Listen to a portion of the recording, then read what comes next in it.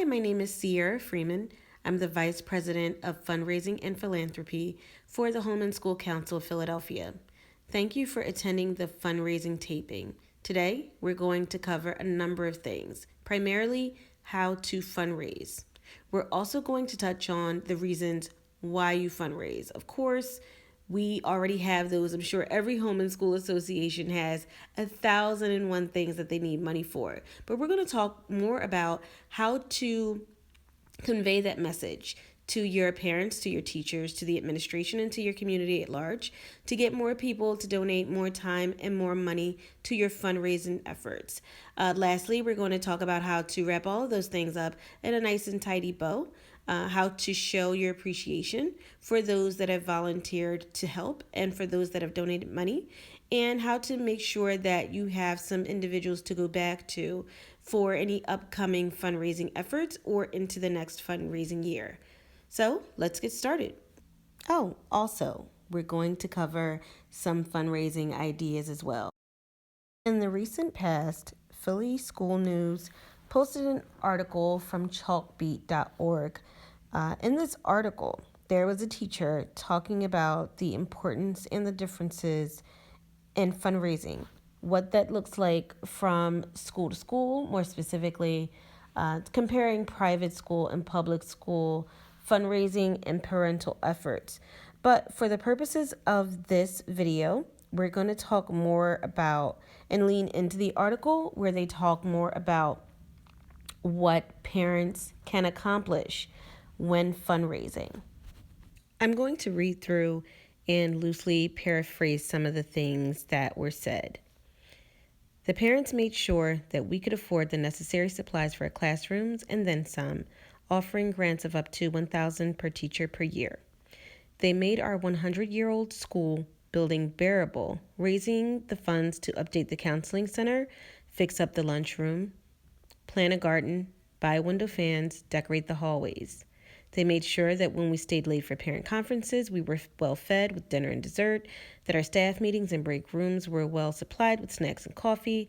They created a fund to ensure that all of our students had team uniforms, class fees, calculators, textbooks, payment for field trips, and bus passes. They gave us an amazing theater program with stages, sounds, lighting, and sets, a yearbook and a school newspaper, multiple choir, jazz, dance, and orchestra productions, a robotics team, a constitution law team, speech and debate, a wood shop, a beautifully restored library, multiple advanced placement course offerings. Our students sang with choirs in Africa, saw art in Paris, fed sea turtles in Costa Rica, and we were lucky. Nationally, parent organizations have subsidized teacher salaries, art and music programs, after-school enrichment, playgrounds, and so much more. They have paid to keep programs open, buildings updated, libraries staffed, facilities rented, and athletic coaches on staff. I'm almost 100% sure that every HSA can think about so many things that your school needs and what it can be used for. So that video that we just went through, those things that we just went through kind of covers that. Now we're going to really dig into 5 tips that helps you to understand how to carry those fundraisers out so that you can get to the end goal of providing the things that your schools need.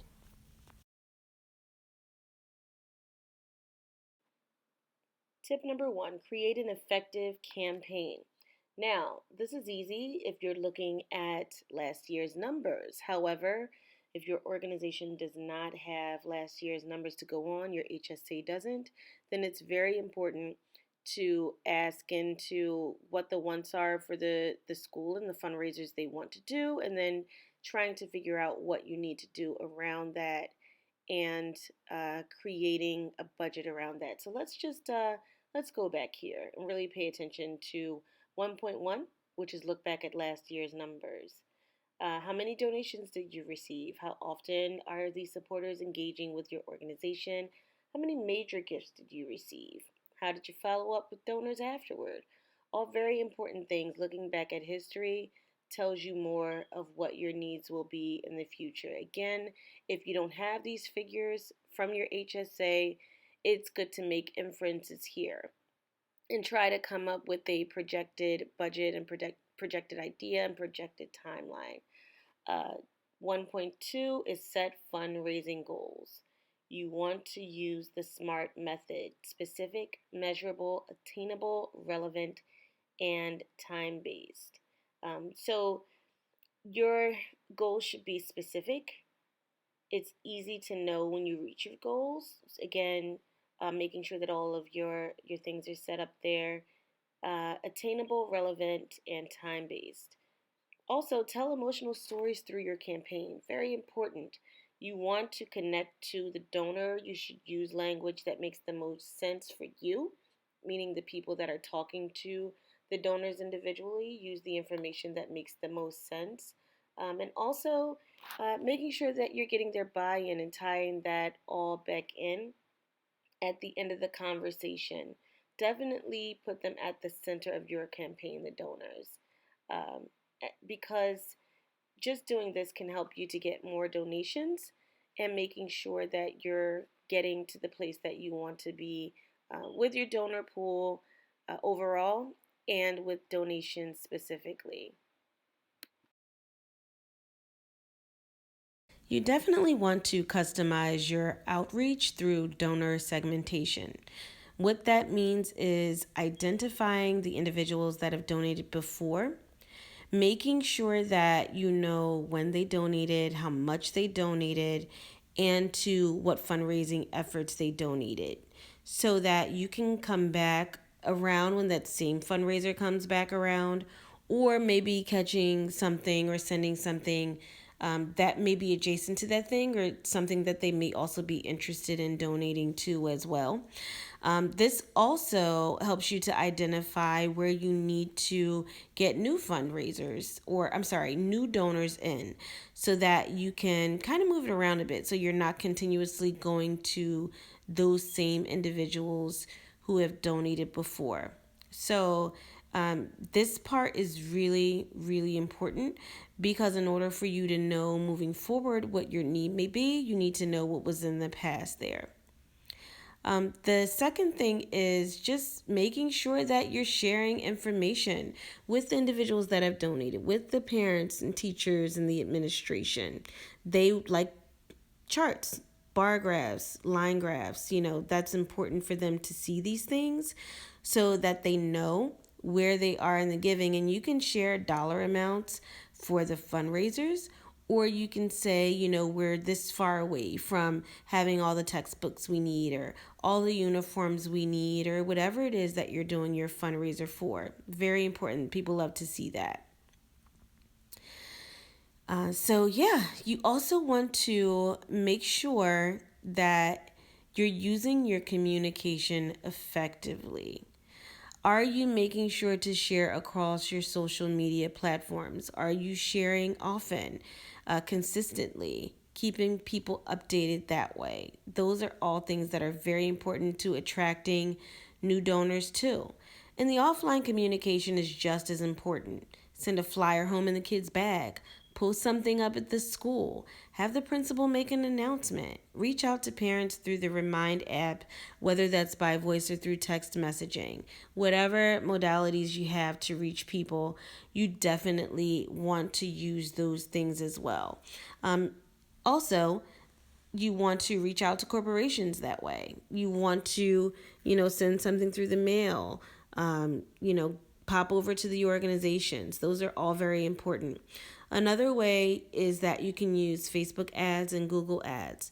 Greater reach, more of a possibility of attracting individuals that you might not have known would donate.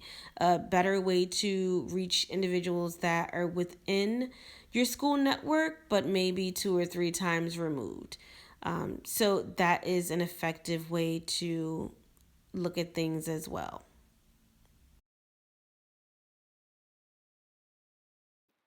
Tip 3, make sure your donation page is very user friendly. Is it user friendly on your site? Is it user friendly on a cell phone?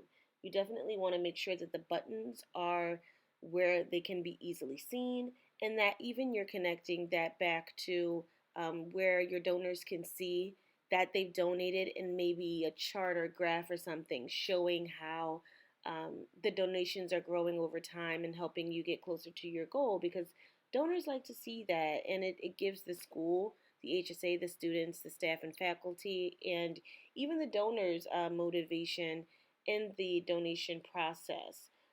Everyone definitely needs and wants to see the impact.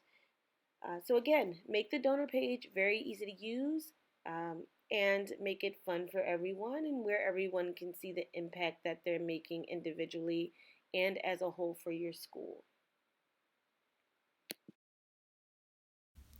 Tip 4, get your board members involved. And I want to just expand on that a bit. So, not just your board members, but your members at large, your class parent volunteers, your parent volunteers. You want to make sure they're all involved in all of your campaigns, but most especially your major campaigns. You're going to need those extra hands, those extra voices to both carry out those campaigns and also close everything up with those thank you letters and those calls to the major donors to just thank them for what they've done. It's really, really important to get them involved in these larger campaigns, those ones that may last the entire year or that you're looking for a larger amount to come in for, because it's gonna take more manpower, and you need to make sure that you have more of the people power, you have more of the people power to carry out the needs of those major fundraisers that you're doing. So that's very, very important. And lastly, tip 5, the easiest but most important step, your thank yous. You want to say thank you to all of your volunteers, all of your donors, and you want to do that in a big way. So definitely have it in your newsletter on your Facebook page. You want to put it on your Twitter, whatever other social medias, your Remind app, all the same ways you've reached out to ask for money and ask for help should be all the ways that you say thank you. Immediate thank yous following the payments that anyone made is very important too. And maybe some special thank yous like a card or a telephone call to those larger and corporate donors. All of those things are going to be very important to making sure that those people feel appreciated for their efforts and also making sure that they return. Now that we've talked about all of the things that fundraising is needed for, and we've talked about 5 tips to make fundraising successful, let's talk about some fundraising ideas. So if you go to the PhiladelphiaHSC.org page, you can just go right ahead and click on Fundraising Ideas, which will bring you to the page of the 53 Fundraising Ideas link that we have there, as well as a number of different fundraisers that are outlined below. For example purposes, we're going to talk about 3 of those fundraisers today. So we're going to just go through and talk about the Chuckie Cheese fundraiser, the Yankee Candle fundraiser, and also the Hershey Bar fundraiser. But again, there are quite a number of fundraising ideas. So if you're coming up short on fundraising ideas, you could always go to our home and school page. The first fundraiser we're going to look at here is the Yankee Candle fundraiser. It's geared more towards high school HSAs and high school students. Great gifts for grandparents and anyone they want to send a gift to. Also, it runs from July to January. Very easy to sign up on their website. And some very hands-on assistance and help with getting this fundraiser off the ground. So pretty fairly easy to use. Another fundraiser is Chuckie Cheese. Now, of course, this is an elementary school fundraiser, but Chuckie Cheese will make a donation of up to 20% of your event sales. So all you need to do is go to chuckiecheese.com, as you can see here, and then go over to where the fundraising section is, fill out your event information, and then someone will get in contact with you, or you can reach out to the local branch. So there's more information down here. where you can call, telephone number, and more information about exactly how the Chuckie Cheese fundraiser works. So you'll be able to just navigate through that a bit more succinctly as well. And here we have another fundraiser, the Hershey Candy Bar fundraiser that can also be found on the Home and School Council website. Now, when you're looking at this page, it kind of walks you through all of the ways that they help you to fundraise. And also towards the bottom of the page, it has the telephone numbers. But there at the top, it tells you how to get started and really walks you through how to have fundraising campaigns as well. So they're a lot more thorough in their approach this way. So you just go to the website that's listed right there at the top, and it'll walk you through everything you need to know. 2 warmer month active fundraisers are the Get Moving and J-Dog fundraisers. The Get Moving fundraiser is more about making sure that students are getting some physical activity in. And when you look there, you'll see that they have a good ratio for the amount of money that the HSCs and the schools get to keep. And with the J-Dog fundraiser, that's more of like a carnival theme where that can actually be promoted all through the colder months, November through March. And then the actual event can happen in the warmer months.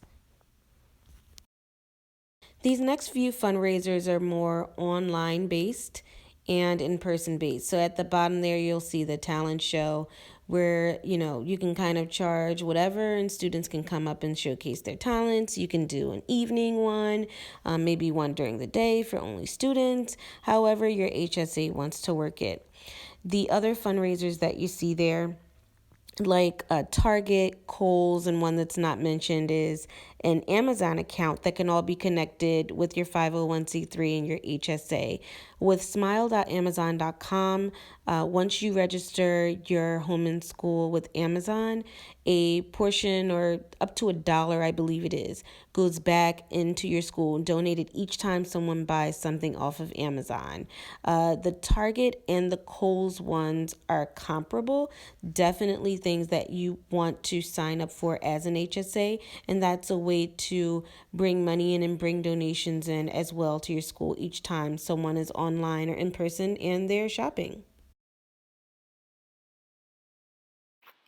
This concludes the fundraising taping for the Philadelphia Home and School Council. Of course, there will be additional trainings. I'm also available to visit your school, or I can be reached at phscvp3@gmail.com. Thank you so much and have a great day.